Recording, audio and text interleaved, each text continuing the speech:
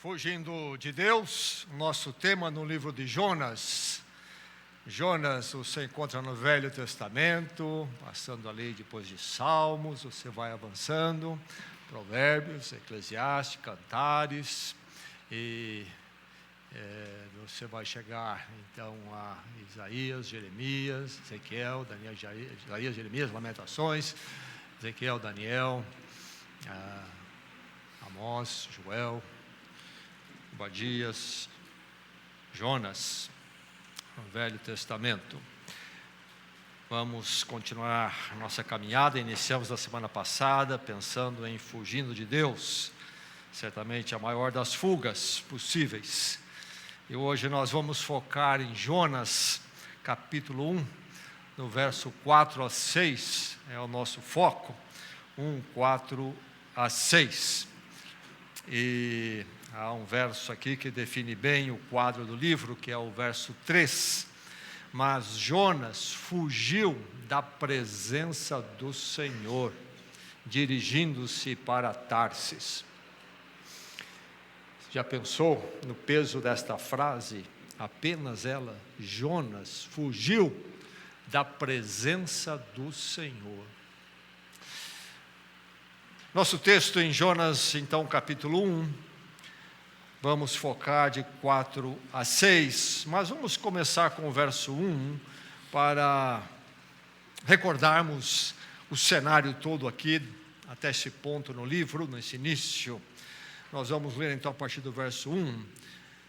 Vamos receber a palavra de Deus com alegria, com mente alerta e coração desejoso de ser edificado nesta noite. Amém? Vamos ouvir a palavra. Diz assim o livro, o texto. A palavra do Senhor veio a Jonas, filho de Amitai, com esta ordem: vá depressa à grande cidade de Nínive e pregue contra ela, porque a sua maldade subiu até a minha presença. Mas Jonas fugiu da presença do Senhor, dirigindo-se para Tarsis. Desceu à cidade de Jope, onde encontrou um navio que se destinava àquele porto. Depois de pagar a passagem, embarcou para Tarsis para fugir do Senhor. O Senhor, porém, fez soprar um forte vento sobre o mar, e caiu uma tempestade tão violenta que o barco ameaçava arrebentar-se. Todos os marinheiros ficaram com medo e cada um clamava ao seu próprio Deus. E atiravam as cargas ao mar para tornar o navio mais leve.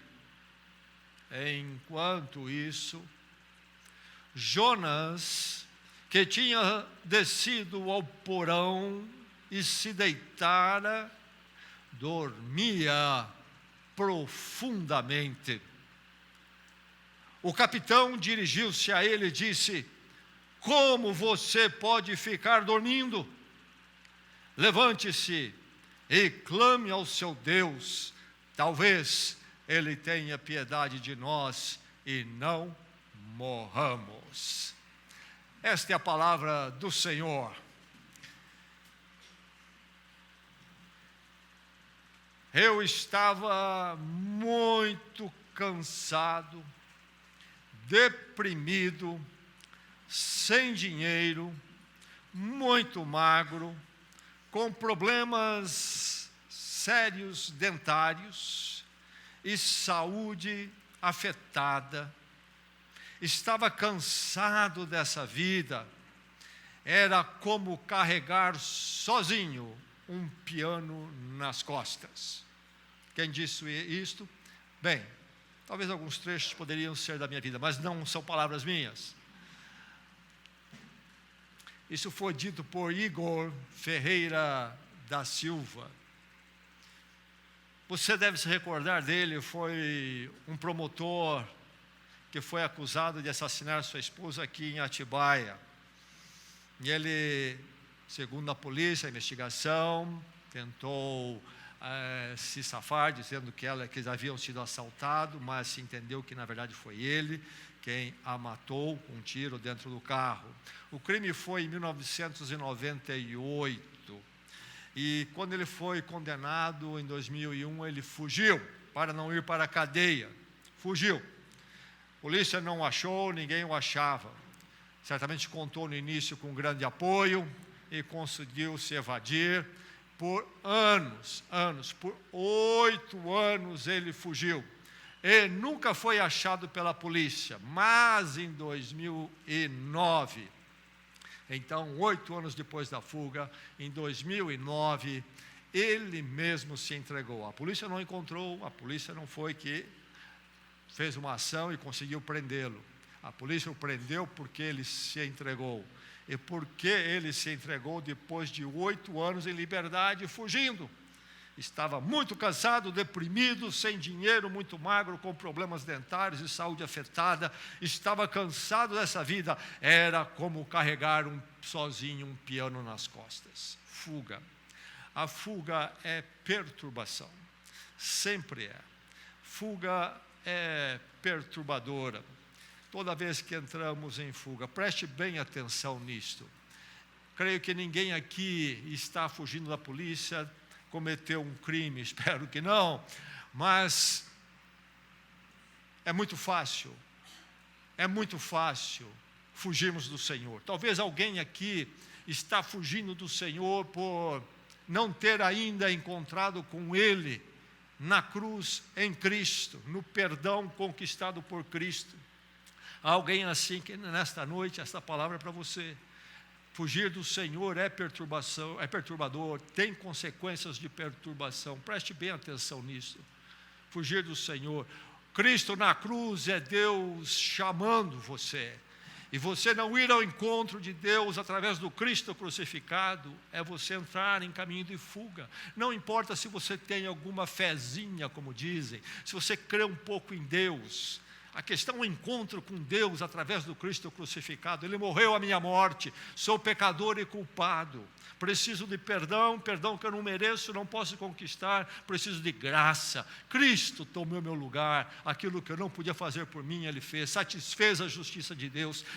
Deus vem com esta dádiva imerecida. Graça pura, encontro com Deus, cessa a fuga, dia maravilhoso quando isso acontece na vida de uma pessoa, que Deus, pela sua misericórdia, permita que minha palavra seja verdadeira agora, que todos aqui já tiveram um encontro com Deus em Cristo, e que a fuga tenha cessado em todos os corações, mas depois que nós nos acertamos com Deus, nós nunca mais vamos deixar de ser dele na graça de Cristo. Mas no trabalhar de Deus em nós, onde há tanto a ser feito, em nos levar a mais e mais como seus filhos, a sermos formados como Ele quer. Aqui e ali nós temos nossos momentos, às vezes, de resistência, e muitas vezes fuga acontece parcialmente na vida do crente, como aconteceu de Jonas. Ele é um profeta, ele é conhecedor da teologia, ele é um mensageiro de Deus. E Jonas, num dado aspecto e momento da sua vida, ele procura fugir do Senhor. Ele entendia muito bem que Deus estava presente em todos os lugares. Ele não está fugindo do Deus estrutural, sustentador, criador, sempre presente. Ele está fugindo do Deus, do encontro com Deus na liturgia, lá em Israel, na ação de Deus na vida dele, do povo de Israel. Ele quer sair fora deste encontro, dessa adoração de Deus, quer sair deste ambiente onde a palavra de Deus é falada, onde ele é confrontado, onde Deus está agindo, o palco de Deus, Israel, e a geopolítica com o reino da Síria, e a capital Nínive ali, vizinho, grande império assírio, oprimindo, e Deus está falando a Jonas. Jonas quer fugir deste ambiente litúrgico do culto do povo de Deus, onde a palavra de Deus é pregada, como por exemplo, muitos fogem da igreja. Quantos crentes passam tempos longe da igreja, querendo fugir do Senhor?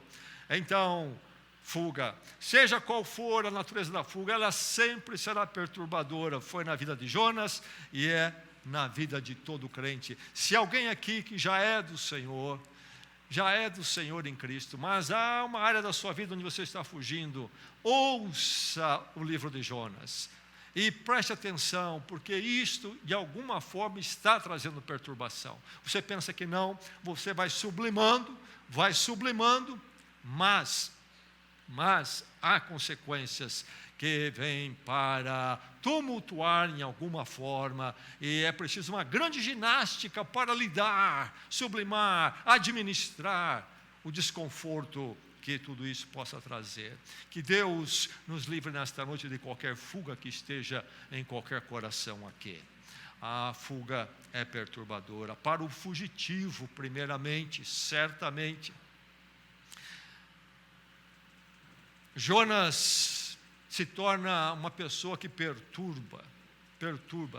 Meu irmão, se alguma vez você for um perturbador, que seja como Paulo e seus companheiros foram identificados lá em Atos, sejam perturbadores com a verdade, pela verdade. Esta perturbação, você ser perturbador desta forma, não é pecado, não é problema, não é complicado. Ser perturbador, porque o mundo está na mentira, está longe de Deus, e você está vivendo e afirmando a verdade, você perturba. Não essa perturbação que estamos falando e focando, não é este o caso de Jonas. É a perturbação por fugir da verdade, por estar discordante de uma verdade de Deus, aquilo que Deus deseja para a sua vida, aquilo que Deus pede de você. Então, a perturbação para o fugitivo, aquele que foge da verdade, foge da vontade de Deus, em algum aspecto na sua vida. Mas a fuga de Deus é perturbadora para o próprio fugitivo, porque é sempre um caminho sem propósito, é propósito de vida, porque você saiu, você está ferindo a direção de Deus absoluta na sua vida. Aí você cai em situações onde, no mínimo, é danificado aquele propósito que Deus tem para a sua vida, aquilo que Ele quer fazer com você. E você foge ainda que numa área, você é crente, mas ali vira um empecilho para você avançar, como foi no caso de Jonas aqui, não é mesmo? Mesmo indo para Tarsis, entende-se que é o sul da Espanha, e entende-se que era então um local muito agradável. Mesmo indo para agradável Tarsis, mesmo que chegasse a Tarsis, a perturbação estaria nele, porque lá estaria ele, vamos dizer, no hotel 5 estrelas em Tarsis, um resort no Mediterrâneo, quem sabe na praia, mas longe de Deus, em conflito com Deus, propósito interrompido, uma vida do nada, na luxúria até poderia ser, no conforto todo material, mas vazio, longe de Deus. É sempre assim a fuga, é algo perturbador para o fugitivo, leva-o para longe de uma paz com Deus. Nós não perdemos a salvação, não deixamos de ser do Senhor se já somos salvos em Cristo, mas traz problemas, entramos num caminho muito difícil.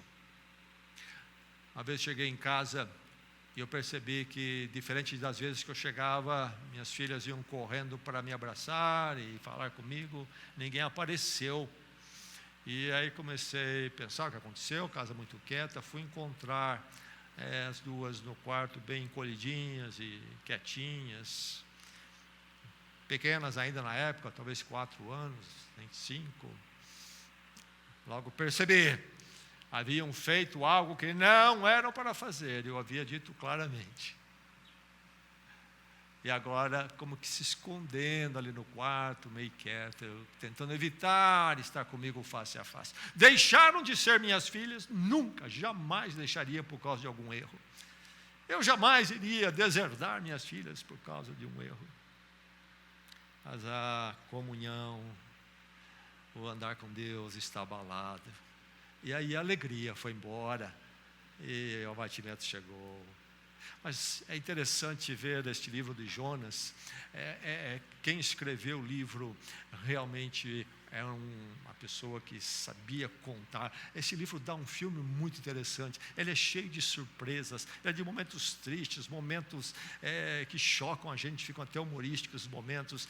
Um livro que é muito rico em hipérboles. E, aliás, deixa eu fazer até aqui uma digressãozinha. Eu disse na semana passada que entendo que o livro é um texto de parábola. E eu disse que a questão é que ele pode ser histórico ou só parábola. Eu não tenho problema com ele ser histórico, ainda que ele seja histórico. O que foi feito na vida de Jonas e como foi escrito é uma mensagem de parábola para nós. Minha esposa, que certamente deve estar ouvindo e vendo pela internet nesse momento, está doente, um pouco adoentada esta noite, está em casa. Ela, que sempre é uma estudiosa, e que no curso de mestrado lá no seminário tirava 10 nas classes de teologia, enquanto eu sofria para tirar minhas notinhas, já me questionou essa semana sobre esse negócio de parábola histórico, e me apertou. Bem, o livro não é problema de ser histórico. Há aqueles que negam que ele é histórico, porque essa questão fica nesse negócio aí do peixe, engoliu Jonas. Todos nós sabemos que esse livro lá no meio, essa história vai acabar aí, não é? Jonas vai ser engolido por um peixe. Já ouvimos falar sobre isso, só sabemos isso no livro. Isso é o menos importante no livro. Mas há relatos históricos, se diz, de fatos semelhantes, de pessoas serem engolidas por um peixe, mas mesmo que isso possa ser algo que nós achamos bem difícil, a questão de ser histórico ou não, para mim, não é uma questão disto, porque Deus pode colocar alguém dentro de um peixe e tirar de lá a hora que Ele quiser. O meu Deus criou o universo, entendeu? Então, Ele pode fazer isso, Ele pode dar vista a um cego de nascença.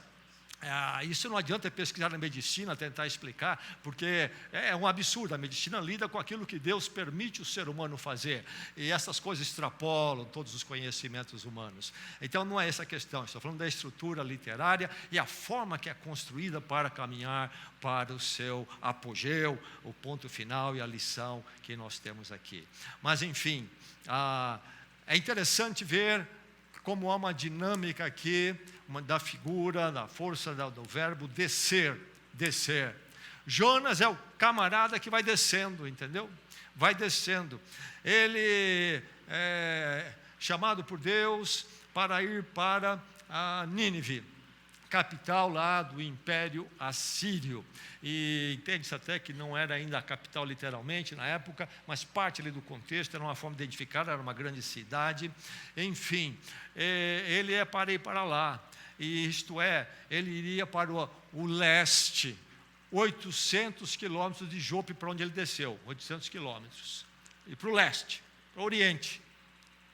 Ele pega um navio em Jope para Tarsis, isto é, para o oeste, 4.000 quilômetros. Em vez de andar 800 para cá, e ir para o leste, ele quer ir 4.000 para o oeste. A primeira então fase é ele da sua cidade perto da Galileia, ele desce para o litoral, ele desce para Jope. Jonas desce. Aí ele está no navio. Quando a tempestade vem no navio, ele desce para o porão, desce mais uma vez. E depois ele vai acabar descendo para dentro do peixe. Fugir de Deus é sempre descer, não é subir. Toda vez que o fugitivo, então, está na sua ação de fugir, ele está descendo, ele não está mais perto de Deus, ele não está sendo edificado, ele não está sendo instrumento para edificar outros, ele está descendo. É o caminho da destruição, é o caminho de ser neutralizado, não ser bênção quando deveria ser neutralizado na bênção. Mas nós achamos Jonas aqui no navio, no meio da tempestade, onde diz o texto, ele desce para o porão do navio, para a parte de dentro, lá embaixo do navio, e ele encontra um lugar, e ele vai dormir, e o navio está jogando, a tempestade é grande. O texto diz que ele entrou num sono, não qualquer sono. O texto diz o quê? Ele entrou num sono profundo. Jonas estava dormindo, como dissemos às vezes, com a pedra. Dormia profundamente. Como um sujeito dormir quando o navio todo está agitado, todo mundo está agitado, e o navio está balançando naquelas embarcações bem menores, não tinha um giroscópio, o negócio balançava, dava náusea, e agora é tempestade, joga para todo lado o navio. Jonas dorme, e dorme profundamente. Que sono é esse? Da tranquilidade. Bom, embarquei no navio, no cruzeiro aqui, agora vou dormir para a minha direção das minhas férias, que eu estou tirando da vida profética, uma licença, então vou dormir um pouquinho. Certamente que não. Jonas, esse sono de Jonas é um sono de depressão e um sono de fuga. Sabe que as pessoas dormem para fugir da realidade, não sabe? Especialmente quando há junto o quadro de depressão, uma tristeza muito grande. E então muitos apelam para o sono, uma forma de se desligar da realidade. E dormem. Esse é o sono do fugitivo. A fuga é perturbadora para o fugitivo. E aí encontramos aquelas atitudes e situações de Jonas. Situações e atitudes tremendas. Veja a inversão absurda. Os marinheiros pagãos, politeístas, estão orando. O profeta de Yahvé dorme profundamente. Que inversão terrível, lamentável. Quem é que deveria estar orando primeiramente? O profeta de Deus, de Yahvé, de Jeová. Esse deveria estar orando. Veja a indiferença de Jonas e até o abster-se, a abstenção dele. O navio está afundando e os companheiros de viagem estão apavorados. Isso incomoda Jonas? Não! A perturbação traz danos terríveis. Está lá um mundo confuso, perdido. E onde está o crente? Onde está o crente? O crente está se abstendo, está indiferente. Jonas entra num quadro de uma insensibilidade assustadora, uma insensibilidade totalmente desequilibrada. Ele sabe o caminho para o livramento, para ele e para toda aquela gente. Ele sabe qual é o caminho do livramento, mas dorme, e dorme profundamente. Os marinheiros pagãos, politeístas, não sabem o caminho do livramento, mas estão buscando. Que situação terrível! Que situação o fugitivo é encontrado, alguém fugindo do Senhor aqui nesta noite. Há algo que Deus pede da sua vida, você sabe que algo você não está fazendo e você está fugindo. Deixa esse caminho, porque fuga é sempre perturbadora. Em algum lugar o carro está pegando. Há consequências em você, inclusive, e na sua postura, e no seu papel de crente em Cristo Jesus, de testemunha, e na sua vida pessoal, na sua integridade espiritual. Há danos, há danos. Aí está a situação deste homem fugitivo, e finalmente ele se coloca numa atitude de alguém que está falhando e que precisa ser confrontado. Jonas encontra confrontação.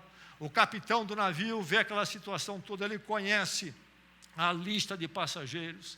Os navios não eram grandes, não havia tanta gente assim, e que tipo mais, tamanho das chamadas caravelas, que conhecemos um pouco melhor aí, temos o descobrimento do Brasil, com os navios menores que aqueles até, e enfim, mas lá estava um navio cargueiro, onde ele também havia passageiros como Jonas.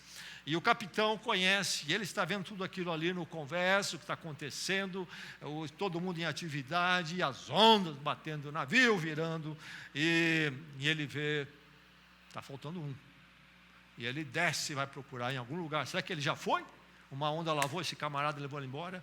E ele começa a olhar, vou ver se ele por um acaso não está em algum lugar, talvez bateu a cabeça, ele está caído em algum lugar. Lá vai ele, reencontra Jonas, e somente Jonas, ninguém mais, somente Jonas, dormindo profundamente.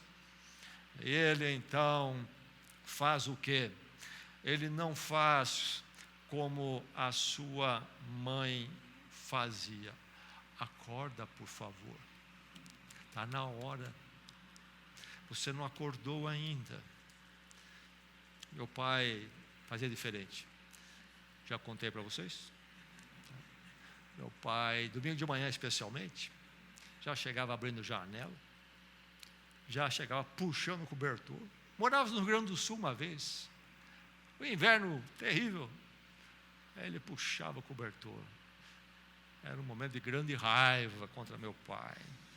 Depois ele aí ainda colocava um disco bem alto para tocar. A música dizia: desperta. Igreja era coisa séria. Meu pai não fugia dessa responsabilidade. E conduzir sua família ao Senhor. Alguém fugindo aqui? Ele não fugiu. Puxava o cobertor, abria a janela, com filhos resmungando. E punha um disco ainda que nós não gostávamos. Por isso eu sou traumatizado. Pais opressores.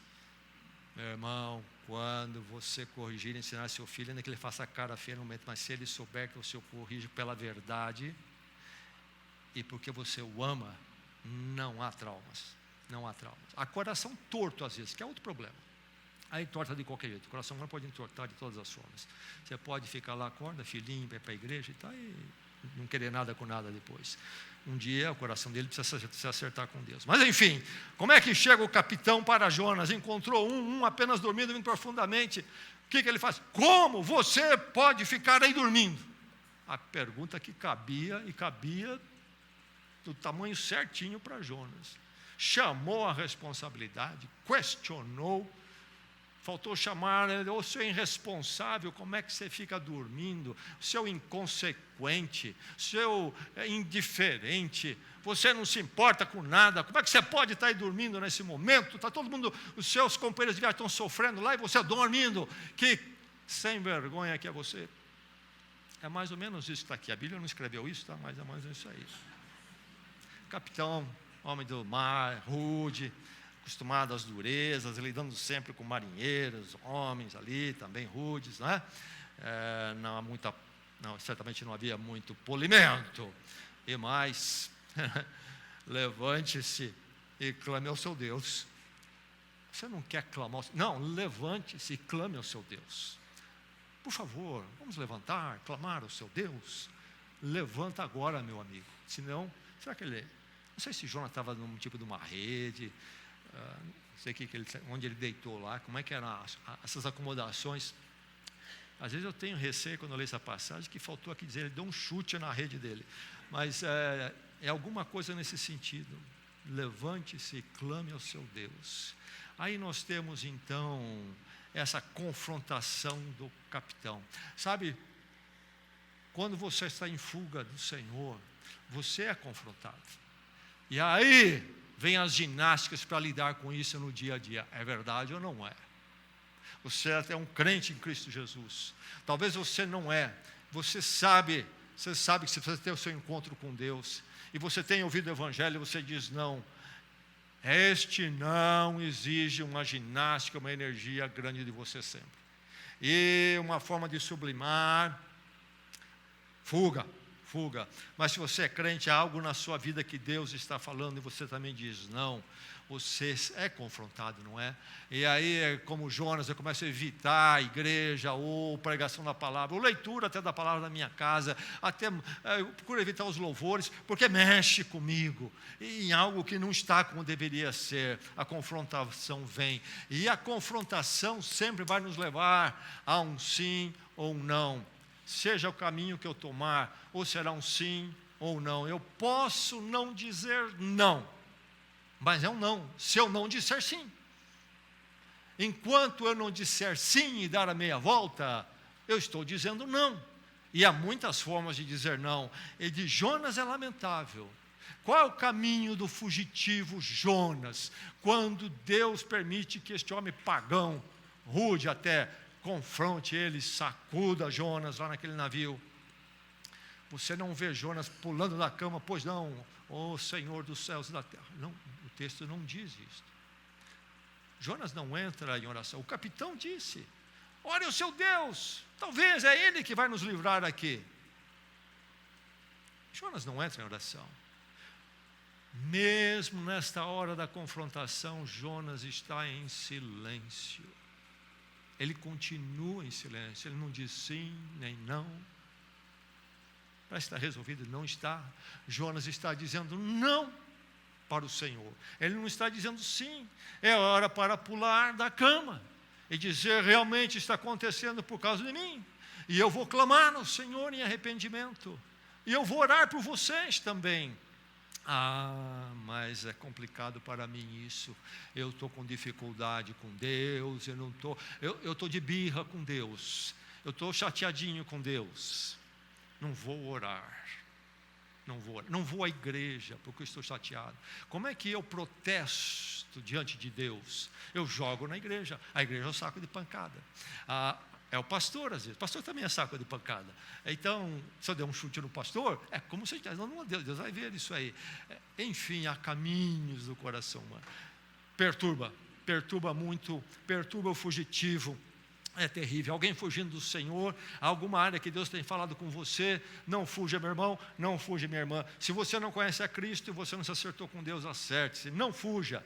Hoje é um monte de graça, mais uma vez Deus o chama, é a hora de você dar a meia volta em Cristo. Há perdão suficiente para você nele, como há para todos nós. Enfim, é hora de voltar. Fugir é terrível.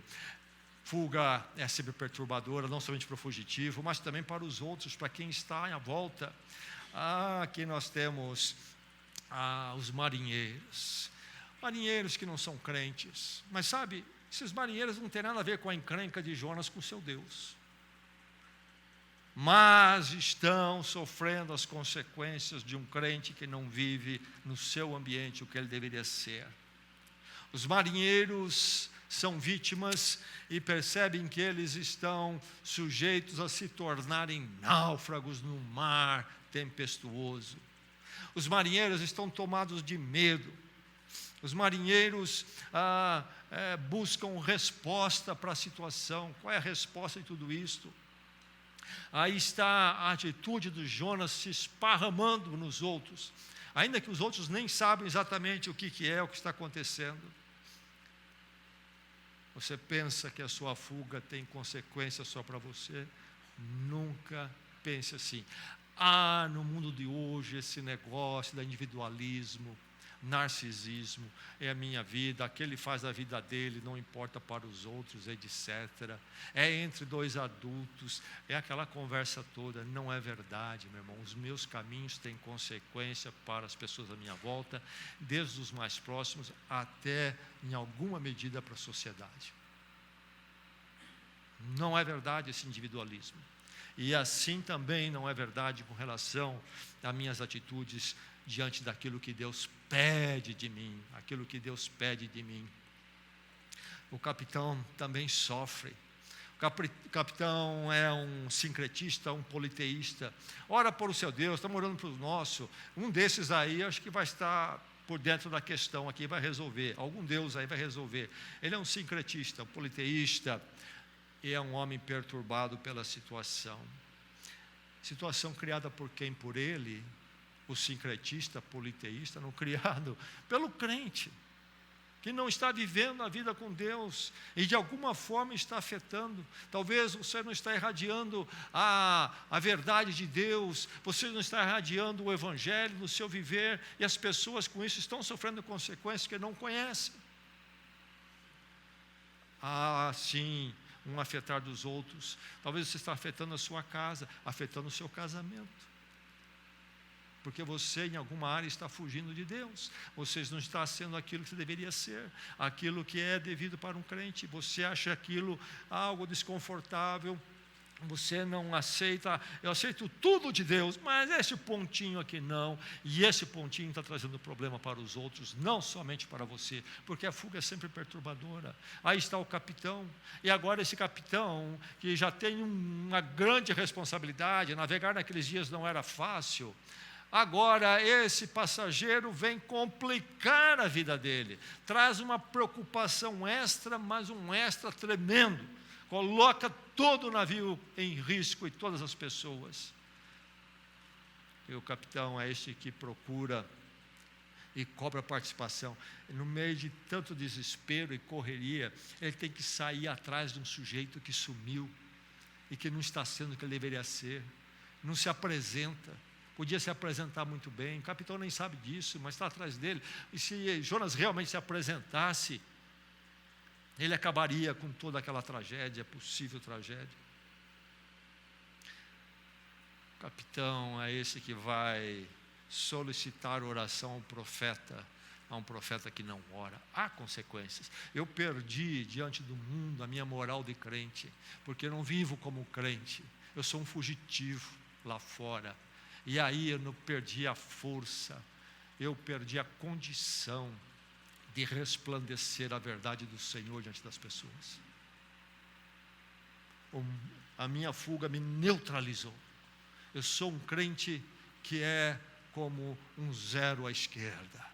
Não impacto o mundo porque eu estou em fuga. Eu não sou aquilo que Deus quer que eu seja lá fora entre as pessoas. A fuga é perturbadora para os outros, e a fuga é perturbadora inclusive para o ambiente. A carga está sendo perdida. Você prestou atenção no texto? O navio está a perigo, começam a jogar a carga fora para aliviar o navio, tornar mais possível navegá-lo e controlá-lo no meio de uma tempestade. Carga jogada fora, gente vai tomar prejuízo. Gente que trabalhou, o trabalho deles não vai valer realmente o que deveria. Até ali no ambiente material, mas no ambiente de convivência também, não é? Aquela tempestade era totalmente desnecessária. Tempestade que você traz para os outros, para o ambiente, porque você simplesmente não anda com o Senhor como deveria ser. Coloca o navio em perigo, a carga em perigo.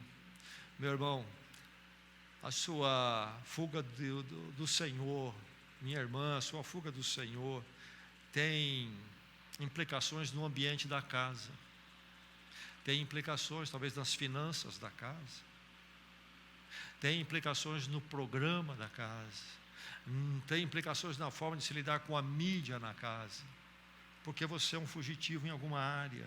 E aí tem implicações o que no casamento, no relacional do casamento, tem implicações na família, tem implicações na educação dos filhos, está tudo comprometido, porque você está vendido, você é um fugitivo do Senhor. Tem complicações para o ambiente da igreja, desde o material da igreja, desde o material até o físico, em termos das pessoas, e o espiritual.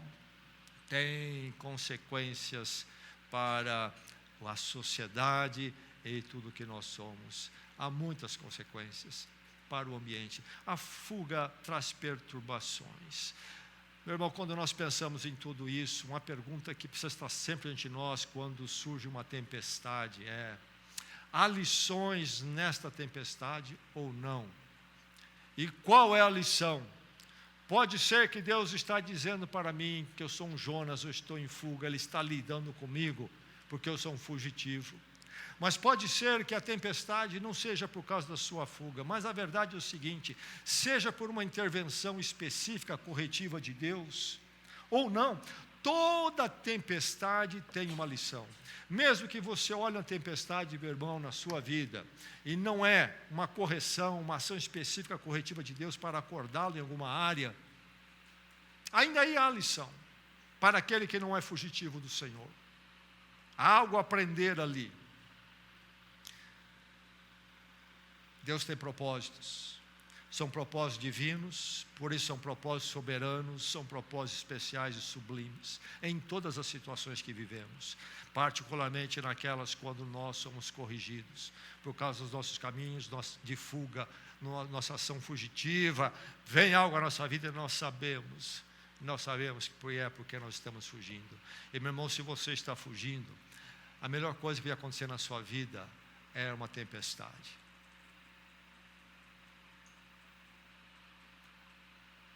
Se essa tempestade trouxer de volta você os caminhos do Senhor, essa tempestade é uma bênção. lá na sua vida particular, lá na sua vida íntima, na sua vida conjugal, na sua vida com os filhos, com os pais, na sua vida na escola, na sua vida na igreja, na sua vida na sociedade. Você é um fugitivo em algum lugar, de alguma forma. Se a tempestade vier e despertá-lo, e você acordar e retornar, essa tempestade é uma bênção. Não jogue fora as tempestades. Veja bem o que é que Deus tem ali para você. Agora, quando pensamos nesses caminhos do Senhor, vamos lembrar o contexto aqui em que Jonas se encontra nesse navio, contexto teológico, religioso. Os marinheiros estão orando. Os marinheiros estão orando aos seus deuses. Eles possivelmente eram fenícios. E os povos ali da antiguidade, eles tinham deuses, e em 3 esferas pelo menos. Eles tinham os deuses pessoais, ou um deus pessoal. Havia também os deuses, ou o deus familiar, e havia o deus nacional, mas sempre numa pluralidade de Deus, um principal, um que eu escolhia para ser devoto dele, mas reconhecendo os outros também. E eles estão orando, e cada um ora para um Deus e para o seu Deus. E então vamos jogar o anzol para tudo que é lado, e talvez pegue alguma coisa. Então todos vão para orar aos seus deuses, como o povo aí do mundo faz, não é verdade? Chegam para você alguém, por exemplo, que você conhece, passa por uma enfermidade muito grande, alguém chegado, próximo na família, e sabe que você é crente, pede oração, fala, pede para lá na sua igreja. Aí depois ele encontra um que é um espírita fervoroso, pede lá, orar, dá um tiro para tudo que é lado. Algum talvez acerte, e fazem isto. Cabe sempre a pergunta, você quer que eu ore? Eu vou orar com prazer. Mas por que você está perguntando, pedindo a mim que eu ore? E ali você já vai entrar de uma forma muito sutil, sem parecer confrontacional, para ajudar a pessoa a olhar para Yahvé, o Deus eterno, Criador e Salvador em Jesus Cristo. Mas enfim, lá estão eles com seus deuses pagãos. Mas os deuses pagãos, essas divindades que eles criavam, mitológicas, não é como Deus das Escrituras. Eles podiam ser indiferentes, você precisava sacudi-los. E eu lamento que no catolicismo popular, não estou dizendo que é necessariamente a doutrina da igreja, mas desenrolou-se para essa direção, e há um conceito então até da Maria, ou mãe de Jesus, chamada Nossa Senhora, como mediadora. E eu já havia um dizer, um para-choque, pede para a mãe que o filho ouve, como se Jesus Cristo estivesse indiferente a nós, e não fosse capaz de nos ouvir. Ele é limitado, ou ele é arrogante, indiferente, insensível. Fala para a mãe, ela vai lá cutucar o filhinho, ela vai ouvir, ele vai ouvir. Enfim, totalmente diferente do Deus das Escrituras, Yahvé, e depois manifestado em Cristo. Mas os deuses pagãos podiam ser indiferentes, era preciso despertá-los para que ele voltasse a atenção. Eles eram caprichosos, às vezes, nas suas iniciativas e ações, faziam as coisas por capricho, na indiferença até. Os deuses podiam até dormir.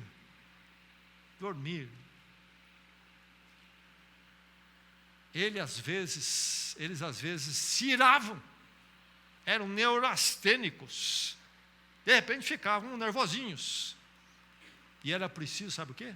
Aplacá-los. E nós vamos encontrar nesses dias de Jonas religiões que, por exemplo, as pessoas sacrificavam. Quando Israel toma conta da terra e Deus leva-os a expulsar os povos, aqueles povos, diz lá que o pecado deles chegou ao limite diante de Deus. Entre as coisas que eles praticavam, adoravam Deus Moloque, mesmo Baal, onde ofereciam seus filhos em sacrifício. Havia, inclusive, o sistema mais comum era uma estátua de bronze que era incendiada, quente, se colocava nos braços da estátua criança. Terrível.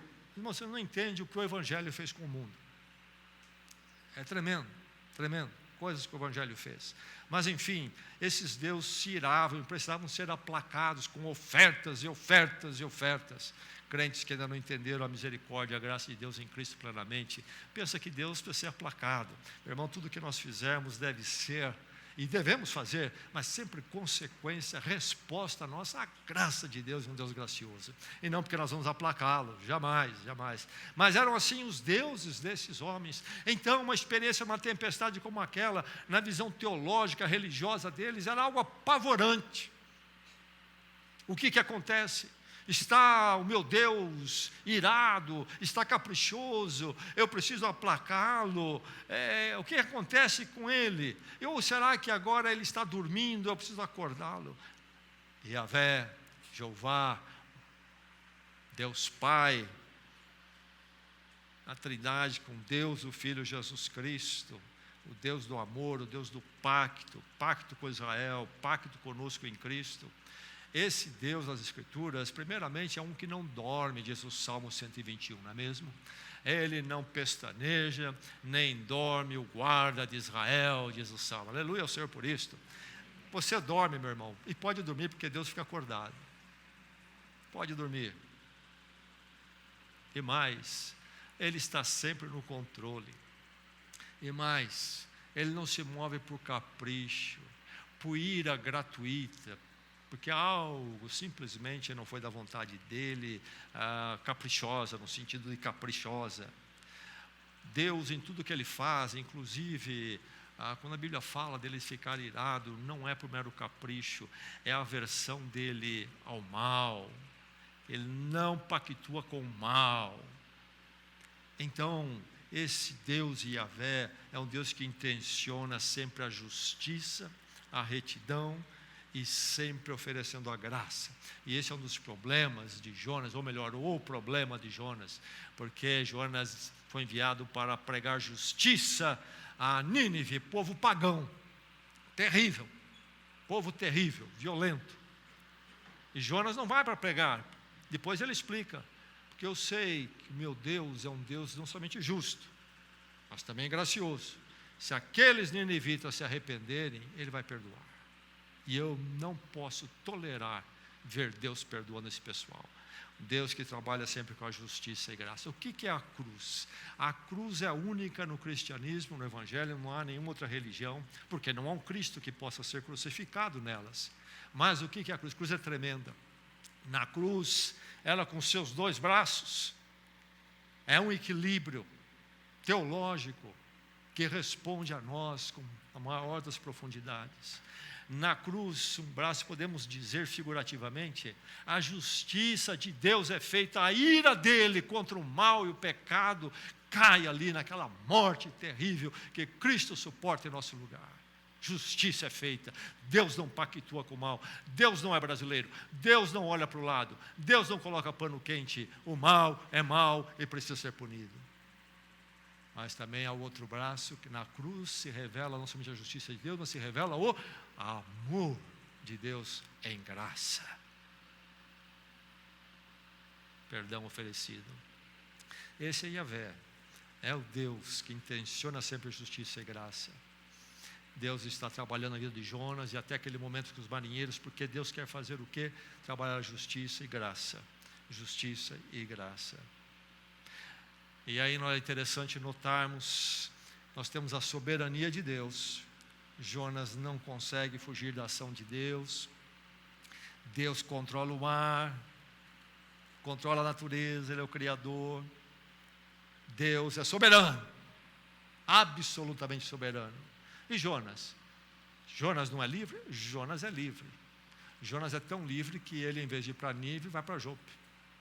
Jonas é tão livre que ele pega um barco. Jonas está na sua liberdade.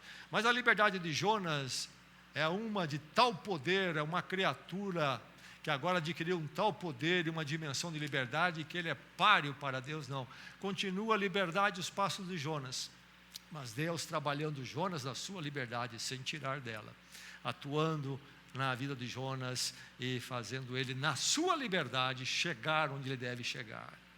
E aí, vocês vão estudar um pouquinho isso, me parece, alguns aí, não é? Com o Bruno, nesse próximo módulo. Muito interessante isto. A tempestade, note bem aqui, a tempestade não é julgamento. Deus não disse, agora eu vou destruir todos esses marinheiros pagãos. Não é essa a questão ali. Esse momento não é esse momento. O que é a tempestade? Deus buscando Jonas, o seu profeta, o seu filho. Essa é a tempestade.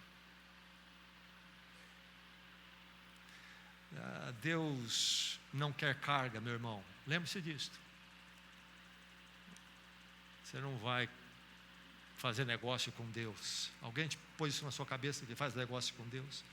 Faz negócio com Deus com oferta para a igreja, com dízimo. Alguém pôs isso na sua cabeça? Para com isso. Para com isso. Assim como a adoração, o fruto dos meus lábios, deve ser do meu amor por ti, assim deve ser a minha oferta também para o Senhor. Essa é a oferta que o Senhor procura. Deus não quer carga. Jogaram cargas no mar e alguns interpretam até que eles estavam até jogando para os deuses do mar, etc. Mas seja o que for, não é isso. O que soluciona aquela situação não é jogar todas as cargas no mar. E nem mesmo se eles escolhessem um deles e jogassem no mar, também não ia. Vamos aplacar isso aqui tudo. As cargas não deram certo. Pega um de nós aqui, qualquer um, joga lá para o mar. Não é isso que Deus quer. É inútil. Deus quer quem? Jonas. Deus quer Jonas. Jonas de volta para ele. Jonas com ele. Agora, note bem, essa tempestade é uma coisa séria, não é verdade? Que negócio sério isso. Isso deve trazer em nós até um temor sobre a seriedade de sermos testemunhas da verdade do Evangelho. Jonas estava falhando nisso. Deus enviou uma tempestade. Deus leva muito a sério. Jesus Cristo diz lá no Evangelho de Mateus, capítulo 28, já lá nos versos 16 até 20, ide por todo o mundo, pregai o Evangelho a toda criatura. É o grande mandamento, é a grande comissão. Onde eu for, eu preciso refletir o Evangelho de Cristo. Sempre que possível em palavras, farei em palavras. Enquanto não possível em palavras, no meu portar, deve refletir em todas as áreas, do emprego, a casa, a escola, a igreja, na rua, na direção, no trânsito, deve sempre refletir Cristo em mim. Deus leva muito sério essa responsabilidade. Jesus diz também lá em Atos, falando aos apóstolos também, depois já da sua ressurreição, que eles seriam testemunhas dele, tanto em Jerusalém, Judéia, Samaria e até os confins da terra.